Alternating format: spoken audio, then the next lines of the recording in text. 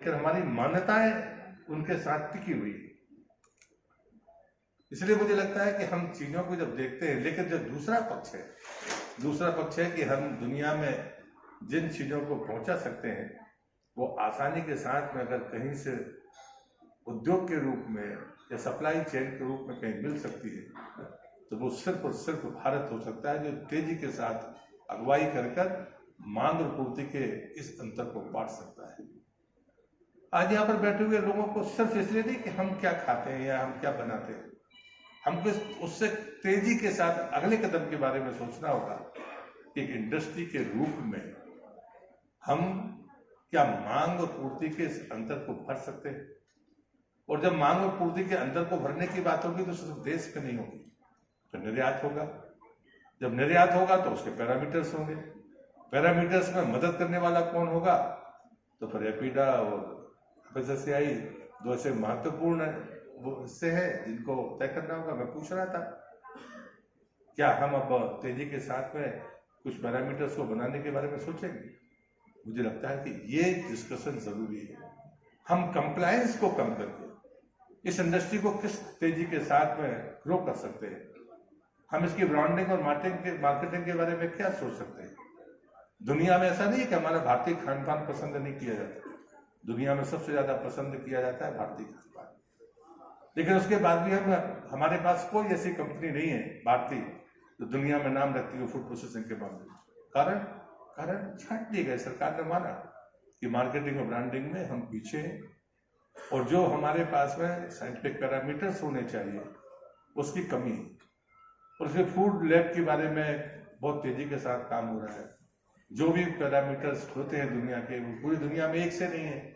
US के अलग हैं, बाकी अरब कंट्रीज के अलग हैं, यूरोपियन कंट्रीज के अलग हैं। तीन मोटे तौर पर ये तीन पैरामीटर्स, लेकिन हम हमारे मन में पता नहीं क्या है कि हम सारे पैरामीटर्स हम उन्हीं की प्रवृत्ति को बढ़ावा देती हूँ, उन चीजों से दूर रहना। छतरी होने के बाद इन बातों पर अमल करना, जिसके घर में शस्त्रागार हो और वो इन बातों पर सोचने लगे, लेकिन ये दोनों चीजें साथ चल सकती है, इसका मैं उदाहरण दूं। मेरे आराध्य प्रभु शिवाजी जी ने कहा कि जीव जीव आहार नहीं, जीव जीव आधार। कहना आसान है, लेकिन दुनिया में सबको अपने ढंग से खाने की और पीने की आजादी है। देश का कानून भी कहता है, दुनिया का जो जीने का तरीका है वो भी ये कहता है। लेकिन हमारी उपमाएं और हमारे उदाहरण, जब भी हम भारतीय संस्कृति की किसी भी मिसाल को देश और दुनिया के सामने रखते हैं तो वो सिर्फ एक जन्म तक सीमित नहीं होती। हम जन्म लेने वाले के बारे में भी सोचते हैं कि इसने अतीत में क्या किया होगा, जो अभी करता है वो बाद में क्या उसका परिणाम होगा, हम इसके बारे में नहीं सोचते। हम सिर्फ वर्तमान के जीवन के बारे में नहीं सोचते। और इसलिए उन्हें एक बार बड़ी जोर देकर हमसे कहा, उन्होंने कहा कि जो प्रवृत्ति के अनुकूल जीते हैं वो खुद के लिए भी समस्याएं पैदा करते हैं और समाज जीवन के लिए भी समस्याएं पैदा करते हैं। लेकिन जो प्रकृति के अनुकूल जीते हैं वो खुद को भी मजबूत करते हैं और देश और दुनिया में एक बड़ी ताकत के साथ खड़े होते हैं।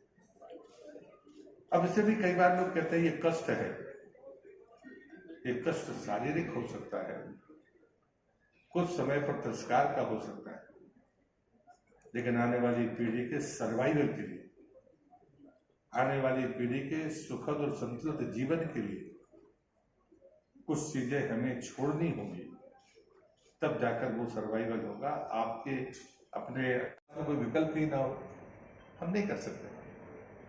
और मैं भी देखता हूं कि अभी अगला साल मोटे अनाज का वर्ष दुनिया ने घोषित किया है, लेकिन मोटा अनाज आएगा कहां से। एक तरफ कोरोना, एक तरफ चलते हुए युद्ध, दुनिया अशांत भाव में, उत्पादन कहां से करेंगे। जो उत्पादन करने वाले देश हैं उसमें भारत का हिस्सा 40%, लेकिन हम भी कैश क्रॉप की तरफ जा रहे हैं। बढ़ती आबादी, जनसंख्या का घनत्व, उन सब कारणों से उस मोटे अनाज की बजाय हम कैश क्रॉप की तरफ जा रहे हैं। अगर बांध बनेगा तो हम मोटा अनाज नहीं बोएंगे, हम गन्ना, धान या गेहूं बोलिए, जैसे ज़्यादा मिले, ज़्यादा हम पैसा कमाए, हम तो कुछ सोचते नहीं।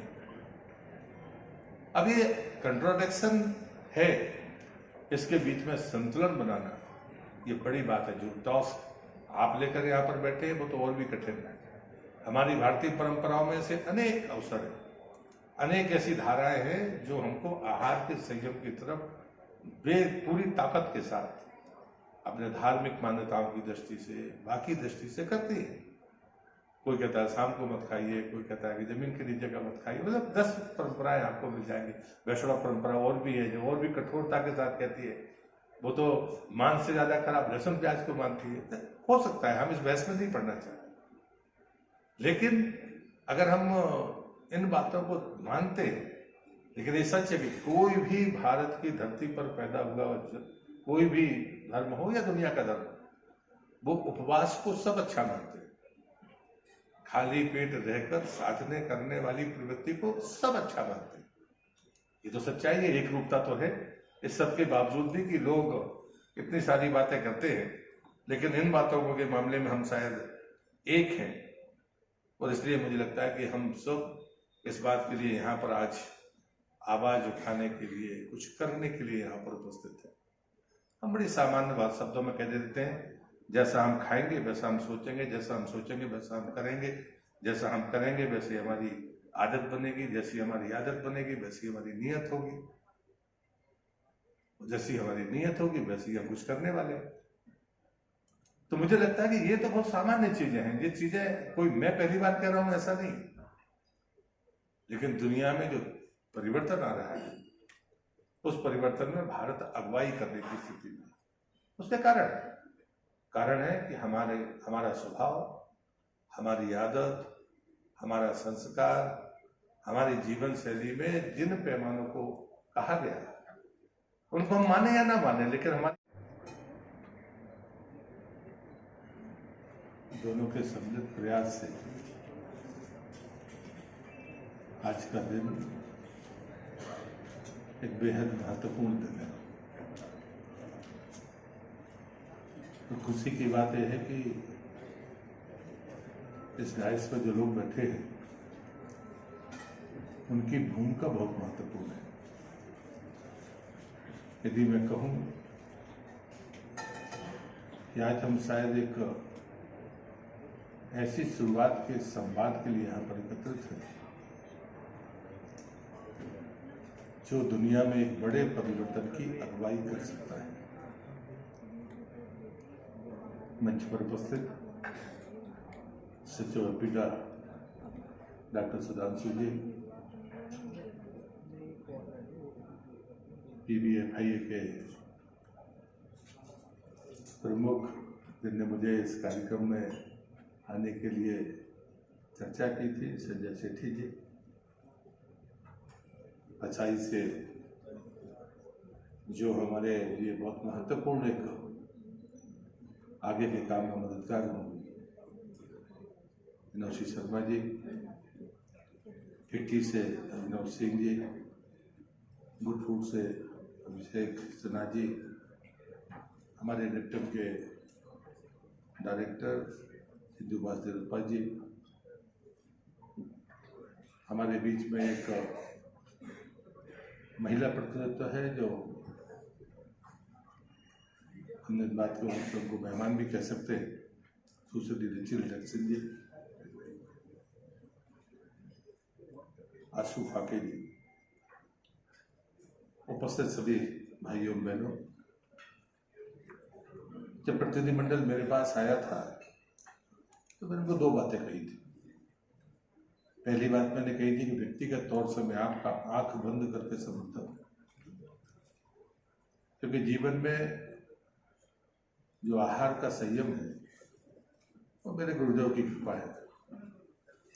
शुरुआती दौर में हम जिस परिवार में पैदा हुए वहाँ तो शिकार भी होती थी, लेकिन हमारे ग्रैंडफादर ने उन चीज़ों का प्रतिवाद किया और बाद में मेरे आराध्य परम पूज्य शिवासी जी के सत्संग के बाद मेरे जीवन में एक अमूलचूल परिवर्तन आया। लहसुन भी नहीं खाना, प्याज नहीं खाना, बाकी चीज़ें नहीं लेना, नारियल भी नहीं फोड़ना। जो चीज हिंसा